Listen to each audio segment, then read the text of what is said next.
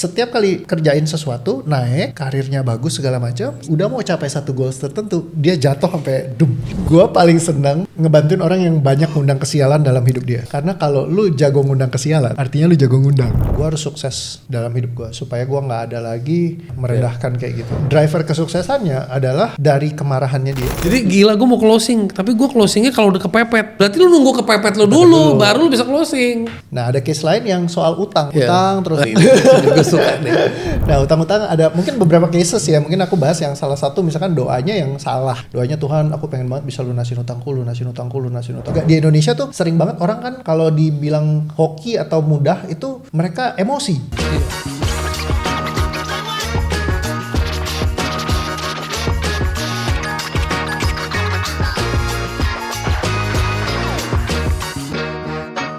Bro, lo bisa share nggak pengalaman-pengalaman yang menarik, bro?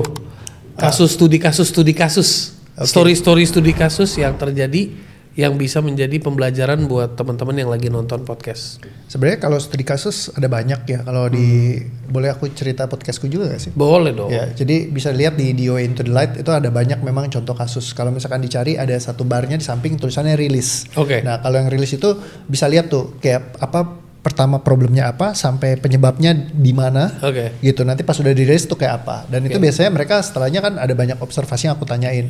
Salah satu contoh yang case-nya menarik itu di sana itu DJ Venom. DJ Venom ini orangnya selalu nggak pede. Jadi kalau misalkan dia sebagai DJ pede, cuma kalau disuruh ngomong, karena kan kalau DJ cuman kosrek kata dia. Tapi kalau ngomong depan orang itu takut. Nah, sedangkan dia harus kan dia ngurus company-nya dia buat kayak IO gitu kan. Nah, harus ketemu sama orang-orang yang mungkin high level yang di atasnya dia menurut dia gitu ya. Sehingga kata dia, gue setiap kali mau ngomong tuh jadi kagok gitu, nggak enak. Nah, ketika ditelusurin ternyata salah satu penyebab traumanya adalah di masa kecil ketika dia suka ngelanggar permintaan papanya. Jadi dia suka main rollerblade. Ketika main rollerblade, terus papanya nggak suka main rollerblade, dia maksain main rollerblade. Nggak tahu kenapa ditelusurin ke situ, begitu itu dipecahin, suddenly dia ngomong sama orang tuh enak. Nah, yang lucunya apa korelasinya urusan rollerblade? Iya, itu gue lagi mikir. Makanya gue senyum, gue lagi mikir apa korelasinya? Makanya harus nonton di situ. Lucunya trauma kita tuh benar-benar kayak sesuatu yang unpredicted gitu. Begitu kita telusurin, oh ternyata nyambungnya ke sini. Nah, buktinya apa? Begitu dipecahin, and suddenly selesai tuh. Pola dia berubah. Nah, misalkan contoh ada lagi Cimoni Christian, dia bilang gue selalu kayak harus kerja terus, apa-apa nggak bisa berhenti, yang overthinking tentang kerjaan, terus kayak merasa susah nih kalau misalnya gue mau kayak papanya aja mau ngasih dia bisnis. Jadi dia bilang, nih kamu pegang bisnis papa ya. Terus dia bilang, waduh bisnis papa gede begini, tanggung jawabnya besar segala macem, penuh dengan rasa takut apa segala. Terus di video itu kamu bisa lihat juga ditelusurin semuanya, munculnya gara-gara lagi kecil tuh mau main ke sanggar untuk menari, tapi sama mamanya nggak boleh, dilarang, disuruhnya les piano. Nah, cuman gara-gara hal kecil itu mempengaruhi ke strukturnya dia di sini. Nah, jadi dari banyak case-case kayak gitu, ternyata trauma kita itu dipengaruhi dari titik yang kita nggak tahu sampai kita telusurin. We cannot even imagine. Jadi kelihatannya di atas permukaan itu apa, tapi di belakangnya apa. Kalau aku sendiri dulu, setiap kali aku kerja ada polanya tuh kayak gini. Setiap kali kerjain sesuatu, naik, karirnya bagus segala macam, sampai udah mau capai satu goals tertentu, dia jatuh sampai dum gitu. Nah, terus terjadi berulang terus. Gue tuh dulu kayak begitu. Oh gitu ya? Jadi kayak ada cycle-nya begitu udah mau nyampe. Polanya ngulang terus. Kalau gue scale up. Tiap mau scale up gue harus jatuh dulu polanya. Nah jadi kayak gitu terus tuh. Begitu udah nyampe di ujung, udah mau nyampe yang satu yang lagi dikejar, jatuh. Semuanya udah bagus, jatuh. Jadi polanya selalu begitu. Nah pas ditelusurin ternyata ada satu kejadian waktu lagi mau nonton film Satria Baja Hitam. Jadi waktu kecil kan Satria Baja Hitam tuh beken banget. Nah, ada masanya tuh aku nontonin semua dari awal sampai habis setiap minggu. Jadi kayak nontonin setiap minggu sampai habis. Nah begitu di terakhir, tiba-tiba pas udah mau lagi nonton episode tamatnya itu di RCTI kan dulu. Dan gak kayak sekarang. Kalau sekarang kan nonton kapan aja on demand. Dulu harus nunggu, bro. Dulu harus nunggu. Terus dulu tuh kayak hidup dan mati. Misalnya kalau udah nggak ada, ya udah nggak ada. Udah nggak ada. Kayak nggak keulang, nggak bisa cari juga. Night Rider seasonnya habis, udah. MacGyver habis, udah. Gitu. Kecuali ada yang nyewain HVS yang keliling gitu. Tapi dulu juga masih jarang banget. Limited. Nah, jadi waktu pas lagi Satria Baja Hitam itu, lagi hari terakhir mamaku langsung tarik lagi aku mau nonton. ditarik, disuruh belajar di dalam ruangan ketutup kayak gini. Terus dia bilang belajar lu karena nilai lu jelek. Terus aku udah ngeronta-ronta, "Mam, aku gak mau, aku mau keluar segala macam gini-gini mau nonton gitu. Ini udah episode terakhir, please deh gini-gini." Gak ada, pokoknya lu harus di sini sekarang juga gitu. Nah, jadi di situ aku nangis-nangis, aku marah, aku benci sekali sama mamaku. Nah, kekunci tuh. Jadi semua usahaku yang selama ini nonton selama 52 minggu, 1 tahun bro, perjuangan kan. Ada waktu, time, effort, energi segala macam, tiba-tiba sia-sia karena nggak di closure. Nah akhirnya setiap kali mau closure gitu energinya masih nyangkut. Jadi dia mensabotase setiap kali. Self-sabotage tanpa disadarin. Jadi memang uniknya adalah setiap kayak gitu, energetiknya itu mempengaruhi ke pattern attractionnya kita. Sehingga kita akan ngundang hal-hal serupa, makanya kalau jatuhnya keulang terus gitu. Karena apa yang terwujudkan oleh bawah sadar kita bukanlah apa yang kita pikirkan, tapi apa yang kita yakinkan. Nah, jadi yang kita yakinkan adalah apa yang kita rasakan. Misal contoh orang bisa datang ke seminar, yes 100 juta per bulan, 100 juta per bulan. Income dia mungkin masih belum segitu ya. Udah semangat banget tapi di dalam hati, aduh itu yang 500 ribu aja masih belum dibayar si ibu mah. Utang kemarin nih gimana mau lanjutin gitu kan. Ya susah lah. Ya jadi hatinya itu yang ngerti. Susah lah, nggak mungkin, jauh lah. Nah akhirnya karena itu shunting terus, susah lah. Dan itu efek ke semuanya ya. Akhirnya jadi susah lah, karyawan tempat gua nggak pernah dapat karyawan yang bagus lah, susah lah. Gua kliennya dapetnya klien-klien yang ribet, susah lah. Bener. Ya kan, terus terulang kan. Betul. Anak gua dibilangin susah lah. Pokoknya semua nih kayak efek nih. Yes, true. Ke bawah tuh. Jadi itu shunting energetic. Ke bawah. Ketika dia chanting energetically, jadi terus-terusan kita ngundang hal yang serupa. Karena kan pepatahnya menyatakan bahwa kalau kita belum lulus ujiannya datang terus. Dan ujiannya serupa terus gitu. Karena energi kita belum. Kapan lu belajarnya belum gitu kan. Tapi once dia. Belum lulus lah ibaratnya. Betul. Kalau udah clear lulus dari situ, energetically kita udah sama sekali kayak kosong, santai. Terus kayak kita, oke, Tuhan punya cara. Hari ini mungkin aku nggak tahu. Pasti akan ketemu nih jalurnya. Gitu. Nah akhirnya ya udah jadi ketemu aja. Makanya kayak kok banyak yang nanya sama aku misalnya, oh lu bisa aja lu kenal sama si ini, kenal si itu, ketemu sama si ini, si itu, kok bisa kayak gampang banget gitu jalurnya, kayak ada karpet merah gitu. Ya memang attractionnya udah kebentuk. Iya kebentuk. Dan itu juga dilatih kan bro, nggak langsung instantly. Ibaratnya kayak benar nggak sih orang selalu ngomong kalau ngomongin energy, kalau kita ngomongin energy itu kayak lifting barbell. You have to learn the 5 kgs first atau 1 kg first. Dan begitu lo udah kebiasaan, you will. Nah ini gue mau nanya, bener apa enggak? Atau ini another framing? Ini yang menarik bro. This is seru kan? Ya, oke. Gue udah tahu muka lo udah mau ngomong another framing. Muka lo udah semangat mau ngomong. Oke. Gue paling senang ngebantuin orang yang banyak ngundang kesialan dalam hidup dia. Kenapa? Karena kalau lu jago ngundang kesialan, artinya lu jago ngundang. Iya, jago ngundang. Ya karena banyak sial kan. Logiknya patternnya tinggal switch aja gitu. Lu jangan ngundang yang sial. Lu ngundang yang beruntung. Bahayanya kalau yang gak jago ngundang kesialan, susah banget dibantu. Itu bener, mesti dilatih dulu. Karena lu gak jago ngundang apa-apa. Tapi kalau lu jago banget ngundang kesialan, lu cuma tinggal beresin satu. Beda jalur gitu kan. Pindah jalur lu bro. Begitu dia pindah, wah gila semua kayak datang aja gitu yang gampang-gampang gitu kan. Karena lu jangan jadi star di rumah sakit gitu kan. Lu jadi star di rumah sehat gitu kan. Jadi itu ototnya perlu dilatih kalau memang mereka belum terlatih. Tapi kalau misalkan mereka udah terlatih buat ngundang yang sebaliknya, inversionnya, patternnya yang kita rapikan. Karena banyak orang yang belajar law of attraction, mereka nggak ngerti law of inversion. Law of inversion. Saat mereka inginnya sesuatu, tapi yang datang selalu berkebalikan. Belum trending bro. Sekarang kan yang trending law of attraction, law of assumption. Kan semua harus trending bro. Bener juga. Kembali orang yang belajar beda gitu kan. Orang yang belajar based on trend sama belajar beda. Iya, law of inversion ya. Nah terus ada lagi yang misalnya contoh dia di bisnis bagus banget, karir sangat luar biasa, keren sekali, tapi di rumah tangga tuh sering anaknya yang jadi sasaran, dimarahin, dibentak segala macam kayak gitu. Nah biasa ini karena drivernya kita itu yang kita pakai buat sukses berhasil itu adalah driver kemarahan. Nah ketika ditelusurin tuh pas lagi dia kasusnya waktu dulu waktu dia masih kecil, mamanya itu sempet kakaknya sakit butuh uang berobat. Nah, jadi mamanya datang ke tempat saudaranya, yang kebetulan saudaranya wealthy banget. Dibilang gini, kalau emang kamu benar-benar mau minta, silakan kamu sujud sembah saya, abis itu nanti saya kasih uangnya. Harga diri yang diinjak. Ya, jadi mamanya lakukan itu di depan si orang itu, abis itu ketika dia tahu itu, walaupun dia nggak nyaksin langsung ya, tapi ketika dia tahu mamanya direndahkan, dia marah sekali dan dia berjanji dalam hatinya, gue harus sukses dalam hidup gue supaya gue nggak ada lagi orang yang bisa bikin gue begitu. Ya, merendahkan kayak gitu. Nah, driver kesuksesannya adalah dari kemarahannya dia. Jadi ketika kita berangkat dari kemarahan, kekecewaan, kebencian, dendam gitu untuk berhasil, kita seringkali jadi orang yang rigid banget, keras. Nah, makanya jadi begitu ada yang ketidakadilan atau semacamnya yang nggak sesuai dengan apa yang ini, itu akan kenceng banget buat ngeresponsnya. Wih, gila, audiens yang ada di sini semua harus mendengar itu. Terus nah, sedangkan banyak orang yang ya kalau ada yang merendahkan kamu, gunakan itu buat jadi kekuatanmu, misalnya kayak gitu ya. Jadi kayak semangat gitu, kita harus buktikan sama mereka. Nah, ketika aku baca bukunya T. Harv Eker, The Secret of Millionaire Mindset, itu aku dapat direkomendasi sama Pak Ipo Santosa. It's really good book. Bagus, really good book. Ya, jadi di situ salah satunya dia bilang kan, jangan pakai driver kamu dari kemarahan dan kebencian. Karena kalau misalkan kamu bergeraknya dari situ, ya hidup kamu nggak akan happy, gitu. Dan apa yang kamu ciptakan, kalau misalkan kamu pengen menciptakan, ciptakanlah dari joy, happiness, gitu, grateful. Jadi kayak nggak akan sustain soalnya.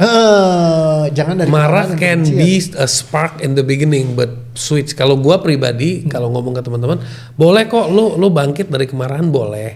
Tapi langkah pertama, langkah kedua, udah jangan kebiasaan. Butuh bangkitnya dari emosi marah, butuh dorongannya dari emosi. Tapi switch into the emotion of love, emotion of joy. Jadi kalau kayak gitu lo bisa sustain. Kalau marah berarti nunggu, begitu lo tenang dia nggak ngapa-ngapain, nunggu lo marah lagi, benar. Jadi butuh kemarahannya terus konstan ya kan. Ada drivernya di situ. Gitu. Jadi gila, gue mau closing, tapi gue closingnya kalau udah kepepet. Berarti lo nunggu kepepet lo dulu, baru lo bisa closing. Benar. Nah, itu certain pattern yang kesimpan di unconscious level sehingga jadi sulit dikendalikan dan neurosis, harus mintanya dalam keadaan yang serupa terus. Gitu. Nah, itu jadi repot. Nah, ada case lain yang soal utang, utang terus nah, utang. Ini lucu nih, gue suka nih. Nah, utang-utang ada mungkin beberapa cases ya, mungkin aku bahas yang salah satu misalkan doanya yang salah. Itu juga sering. Doanya, Tuhan aku pengen banget bisa lunasin utangku. Nah, sama kayak orang banyak yang doanya misalkan, Tuhan aku pengen diselamatkan dari mara bahaya. Nah, mari kita dissect kata-katanya. Ya kan? Kita dissect kata-katanya. Repotnya adalah kalau doanya mau diselamatkan, jadi kalau ini diselamatkan dari mara bahaya. Ini mara bahaya. Okay. Ya udah gini nih, biar warnanya beda. Okay. Nah, berarti kamu harus ketemu dulu kan, mara bahaya, baru kamu bisa diselamatkan. Bagaimana kamu mau diselamatkan dari mara bahaya kalau mara bahayanya nggak ada? Sama, ketika kamu mau lunas hutang, artinya kamu harus punya hutang. Gimana kamu mau lunas hutang kalau misalkan nggak ada hutangnya? Jadi selama dia doanya lunas hutang, begitu udah mau beres, bawah sadarnya akan langsung bilang, hutang lagi. Udah mau selesai nih, sebelum selesai nanti hutang lagi. Nggak bisa terwujud doanya, hutang lagi. Makanya pay later mulu, ya kan, bahaya tuh. Pay later terus. Akhirnya jadi ngundang. Nah, dengan ngubah doanya mereka ternyata banyak yang berubah di situ. Tapi ada pattern juga yang bawah sadar, unconscious, yang kadang-kadang nggak disadarin. Kayak contohnya salah satu klienku, dia punya masalah terkait dengan hutang terus bolak-balik, ternyata di bawah sadarnya itu kekunci, dia punya kemarahan sama mamanya, jadi berantem gitu ya. Nah, ketika berantem besar, terus di bawahnya ternyata merasa gini, kalau seorang anak yang durhaka itu tidak layak buat berkelimpahan. Hidupnya tuh nggak bisa yang rezeki apa gini karena dia tidak layak, jadi unworthiness. Karena belum selesai sama mamanya, sedangkan mau ketemu mamanya dia malas apa segala macam. Nah, itu kekunci dalam sistem. Begitu dipecahin, selesai, dia bisa kontak sama mamanya, baikan segala macam, itu rezekinya berubah total. Tapi tadi doanya perbaikinya gimana ya? Biar teman-teman jangan salah terus. Dia kan udah tahu nih doanya salah nih, lunasi hutang. Perbaiki doanya dulu deh. Perbaikin doanya ya ganti aja. Misalkan kalau tadi diselamatkan dari mara bahaya, jadi sehat, bahagia, sejahtera, tenang, damai gitu kan. Jadi kita nggak kena yang soal mara bahayanya. Jadi selalu prinsipnya adalah jangan hal yang tidak kita inginkan dimasukkan ke dalam doa kita.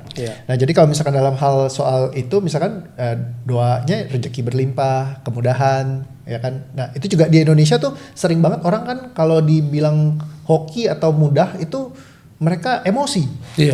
Misal contoh, wah bro lu sukses banget ya, oh hebat lu, orang beruntung banget, hoki lu. Enggak lah bro gitu ya, pertama langsung itu aja doa ya. Bener, iya. Gila. Satu hari dikirimin 10 orang kayak begitu bro, lo hoki, lo bilang enggak, hari ini lo gak hoki. Enggak lah, ini kan kerja keras gua, enak aja lu bilang gua cuma harusnya cuma bilang, emang gua hoki bro, lu mau gak jadi hoki?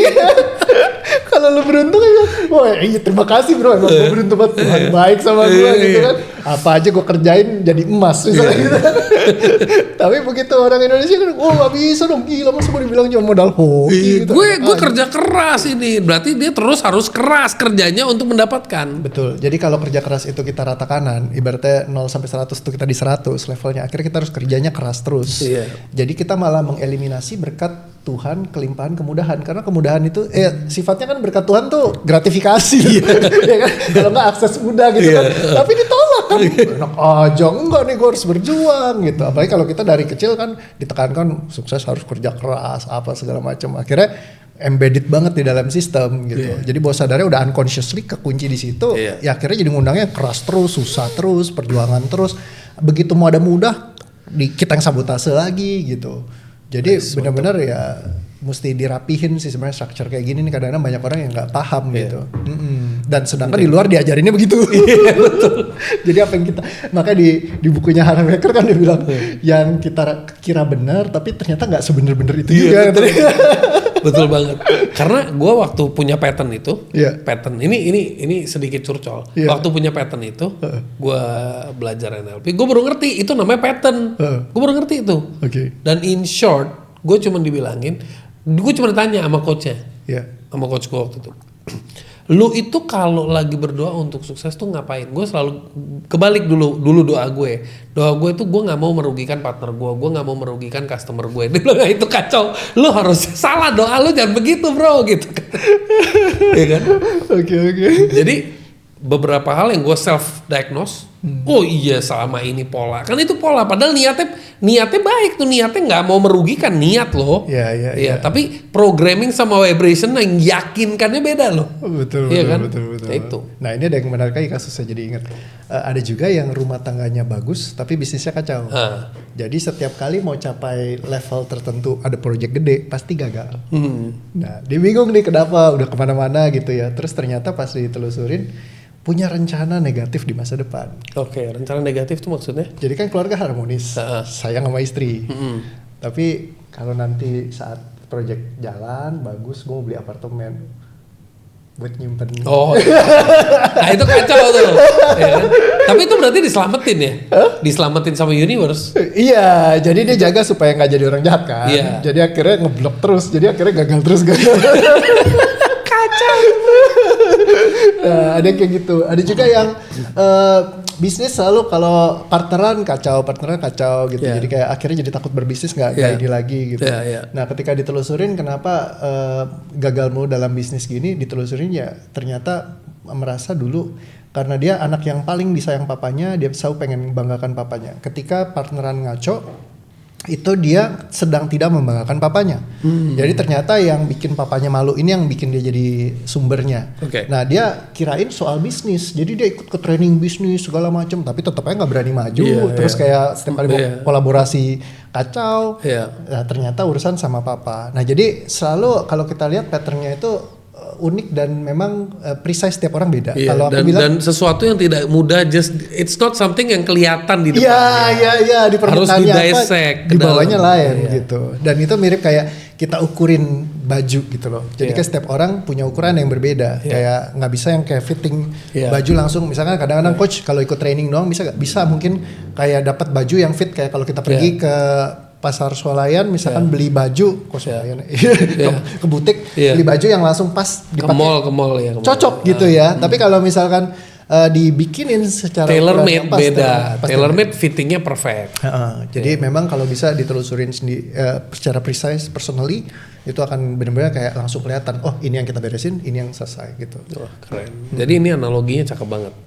Kalau lu mau punya baju yang best fitting, lu harus pergi ke best tailor. Tapi best tailor juga nggak jaminan kalau tailorsnya nggak jago. Nah di sini dalam live kita punya one of the best tailor di Indonesia yang diberkati adalah Koko Healing, ya kan?